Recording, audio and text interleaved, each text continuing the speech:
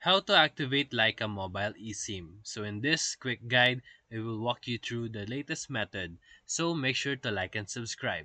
Step 1. Purchase your Lyca Mobile eSIM from their official website or an authorized reseller. Step 2. You will then receive a QR code via email after the purchase. Step 3.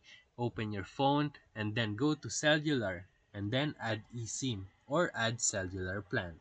Step 4. Scan the QR code provided by Lyca Mobile. Step 5. Wait for the plan to be added and provisioned. Step 6. Once it's installed, set it as your primary or secondary SIM based on your preference. Step 7. Restart your phone and check the signal. It should say Lyca on your network bar. Step 8. Test it by browsing or calling to confirm activation. So if this video helped you, feel free to like and subscribe for more videos. Thank you for watching.